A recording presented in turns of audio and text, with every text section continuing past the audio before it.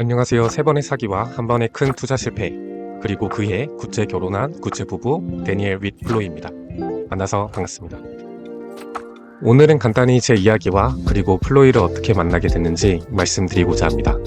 편하게 들어주시면 감사하겠습니다. 저는 5살 때 부모님이 이혼하셨고 비슷한 시기에 아버지의 공장이 화재로 전소하게 됐습니다.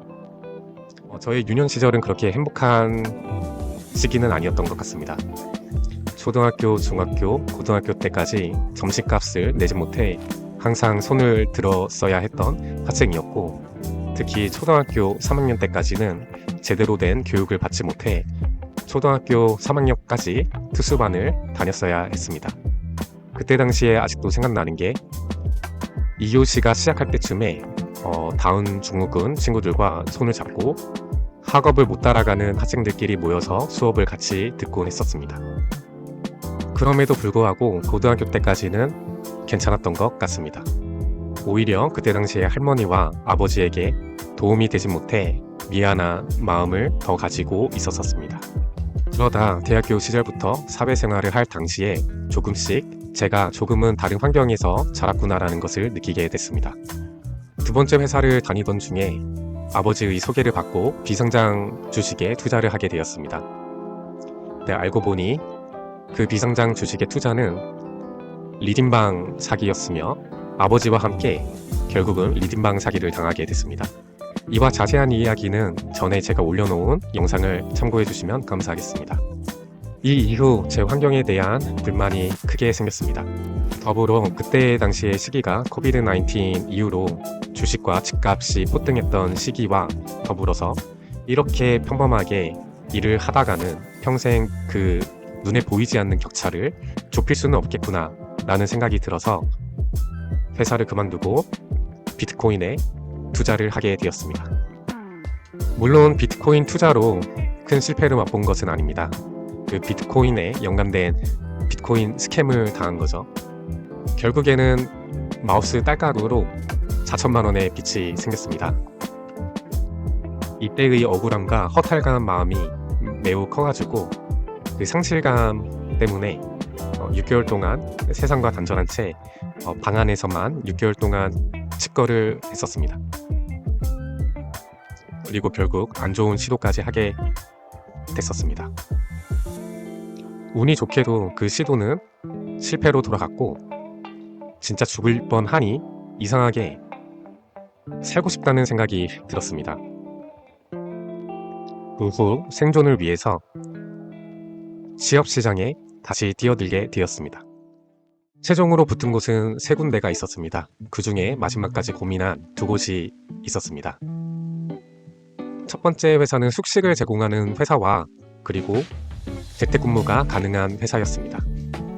고민을 많이 했었는데 결국은 재택근무가 가능한 할머니와 같이 살 수 있는 현재 직장을 선택하게 됐습니다. 6개월간 책임감 없이 혼자 방구석에 있었던 죄송한 마음이 할머니에게 있었기 때문입니다. 이 직장에 면접 합격한 이유도 지금 보면 조금은 웃깁니다. 그때 당시 제 면접을 본 싱가포르 상사가 포병 장교 출신이었는데 제 이력서에 아더스 부분에 워킹 홀리데이와 군 관련된 부분을 보게 됐고, 군 시절에 대해서 물어봤으며 저는 최전방에서 포병대대에서 근무를 했었다고 얘기를 하니 그 이후로부터는 매우 면접이 순조롭게 흘러갔습니다. 이와 관련한 자세한 이야기도 만약에 궁금하신 분이 계신다면 따로 영상을 만들어서 찍도록 하겠습니다. 여튼 최종 면접 및 파이널 오피셜 레터를 받게 되었고, 온보딩 하기 전 BD 웹미팅을 가지게 됐습니다. 그때 처음으로 플로이를 만나게 됐습니다. 같이 입사한 동기들은 베트남, 태국, 한국, 인도, 대만 이렇게 BDE, 비즈니스 디벨롭먼트 엔지니어로서 고용이 됐으며 온보딩 하기 전에 웹미팅을 먼저 가지게 됐습니다. 평균 나이 40살인 동남아 남아들 사이에 초롱초롱한 20살 여인이 있으니 첫 인상부터 눈에 더 들어왔습니다. 이 이후로 싱가포르 가기 전부터 들뜬 마음이 있었고, 온보딩 하기 전에 미리 싱가포르로 이틀 전에 먼저 가 있어서 운명적인 만남을 기대했었습니다. 하지만 안타깝게도 플로이를 만나지 못했고요. 혼자 여행을 잘 다니게 됐습니다. 나중에 알게 된 사실인데 플로이는 그때 당시에 의사분과 교제 중에 있었고 저는 그것도 모른 채 운명적인 만남을 기대하면서 먼저 갔었던 거죠. 그 덕분에 저는 온보딩과 그리고 제품에 대해 트레이닝에 집중을 할 수 있게 됐습니다. 실제 온보딩 당시 그때의 제 감정을 조금 공유해 드리자고 하면은 각종 인디언 언어, 싱글리시, 베트남 영어 그리고 가쪽 영어가 버무러지면서 사실상 그때 당시 저는 절반도 이해를 하지 못했습니다. 그러다가 이전에 태국을 담당했던 한 싱가포르 매니저가 플로이의 성을 보니 조금 긴 것을 보고 혹시 가족이 어떤 사업을 하냐라고 물어봤고 그때 플로이는 빌보드 사업을 하고 계신다라고 말을 했는데 저는 그때 당시에 음악 관련 엔터테인먼트 사업을 하는 줄 알았는데 나중에 알고 보니까 전광판 사업을 하고 있었던 것도 나중에 돼서야 알게 됐으니까요. 덕분에 온보딩에 온전히 집중하게 됐고 교육도 잘 받고 한국으로 돌아오게 됐습니다. 그래서 어떻게 만약에 되었냐고요? 집으로 돌아오고 나니 다시 원점이었습니다. 어떻게 뭘 구체적으로 해야 할지 모르는 채 방황을 하게 되었습니다. 팀즈의 온라인 상태를 유지하기 위해 마우스만 열심히 흔들고 있었던 때에 갑자기 플로이한테 메시지가 오게 됐습니다. 그 메시지는 뭘 해야 할지 모르겠다, 도저히 모르겠다라는 메시지였고요. 저는 이때 이 메시지를 보고 알게 모르게 내적 친밀감을 쌓게 되었습니다. 그 이후 플로이와 조금 더 가까워졌으며 어느덧 서로의 도움을 받은 채 업무에 익숙해져 갔습니다. 덕분에 첫 프로젝트인 한국에서 열리는 전시회도 잘 마무리할 수 있게 됐고 심적 여유도 가지게 됐습니다.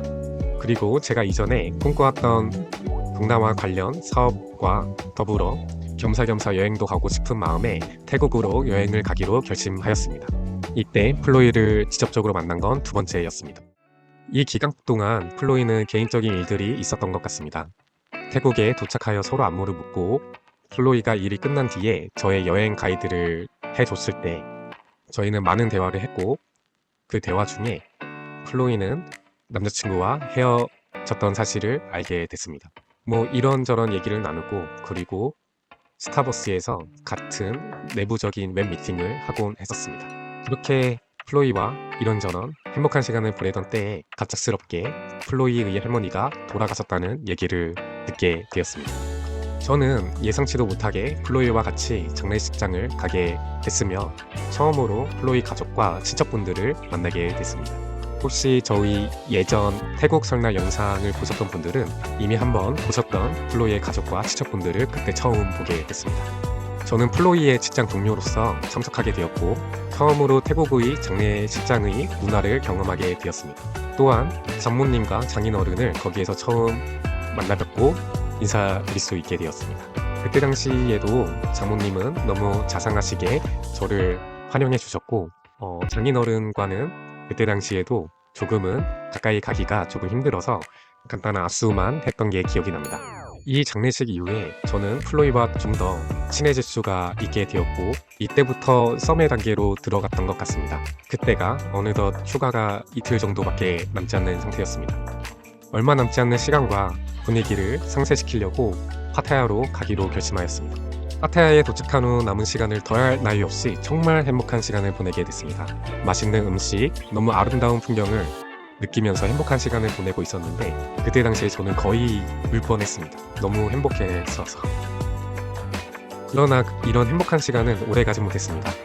한 음식점에서 이런저런 대화를 주고받던 중에 여기서 일하시는 조무원들은 허탈감을 느끼겠다라고 말을 하게 됐습니다. 왜냐하면 제가 사업을 하기 위해서 사전 조사를 하고 소위 카이소 그리고 로쏘 사람들을 만나 이런저런 얘기를 해보니 이런 음식점이나 혹은 백화점에서 먹는 음식점들은 보통 하이소 사람들이 먹는 거고 그리고 대학교도 하이소 사람들은 한국 대학교보다 미국이나 영국, 캐나다 등의 학교를 가기 희망했고 그렇다고 로쏘인 태국 분들은 하루 일하고 하루 먹기가 바빴기 때문입니다. 그때 당시에 태국 평균 월급은 40만 원에서 50만 원이었는데 저희가 먹고 있는 그 음식값은 그들의 하루치 일당이어서 저는 알게 모르게 그들에게 죄책감을 느끼고 있었습니다. 그리고 그때 당시에 플로이는 저에게 선입견을 가지지 말라고 얘기를 했었죠. 사실 저는 그때 당시에 저의 상황을 그들에게 자기 투사를 한 것 같습니다. 선민의식을 가졌던 것 같고요. 그때 저는 이 행복한 시간을 온전히 느끼지 못했습니다. 저는 이때 당시만 해도 지금의 저라면 이런 잡생각을 집어치우고 이때의 시간을 만끽했을 텐데 그때는 저는 건강한 정신 상태를 가지고 있지 못했던 것 같습니다. 한동안의 언쟁이 있는 뒤 이때 알게 모르게 서로가 너무 다른 삶을 살아서 그런지 받아들이는 생각 혹은 마인드가 너무 달라서 우리는 서로 잘 맞지는 않겠구나 라고 생각이 들었었습니다. 이후 서로 말없이 호텔에 도착했고 한동안에 이어진 서먹한 침묵 끝에 그래도 만약에 오해가 쌓였다고 하면은 그 오해를 풀고 싶어 차분히 대화를 나누게 되었습니다. 이때 저는 여러분들께 들려드린 이 이야기를 플로이에게 똑같이 들려줬습니다. 신기하게도 이 이야기를 듣고 마치 플로이가 저와 같은 삶을 살았던 사람처럼 그리고 저와 같은 사기를 당했던 것처럼 너무 서글피 우는 모습을 보았고 제 아픈 모습을 드러내 보니까 플로이도 자기의 아픈 상황들을 공유하게 됐습니다. 그리고 그때 서로의 아픔을 보살펴 줄 수 있는 소울메이트가 되기로 서로 약속을 했으며 이날 서로 교제를 시작하게 됐습니다. 그러나 안타깝게도 그날은 제가 한국으로 돌아가는 날이기도 했습니다. 그렇게 매우 큰 아쉬움을 남긴 채 저는 한국으로 돌아가게 됐으며 한동안의 장거리 연애를 하게 됐습니다. 그 다음 이야기는 그 장거리 연애의 과정 그리고 한 번의 큰 투자 실패 그리고 의해 결혼에 대해 말씀을 드리고자 합니다. 저는 제 이야기가 저같이 힘든 상황을 가진 사람들에게 작게나마 용기가 되길 희망합니다. 저는 저희의 채널이 단순히 행복한 모습만 보여드리는 그런 단순 국제 부부의 컨셉인 유튜브 채널이 되기를 희망하지는 않습니다. 종종 이렇게 여러분과 솔직하게 대화를 나눌 수 있는 시간을 가지려고 합니다. 앞으로의 이야기가 궁금하시다면 신뢰가 되지 않는다면 구독과 좋아요 그리고 하이프까지 부탁드리겠습니다. 여러분의 이러한 관심은 저희에게 큰 희망과 용기가 됩니다. 그러면 너무 늦지 않는 시간에 다시 그 뒤의 이야기를 만들어서 조만간 다시 인사드리도록 하겠습니다. 저희의 이야기를 끝까지 들어주셔서 감사드리고 남은 주말 정말 행복한 하루가 되시길 바랍니다. 정말 감사드립니다.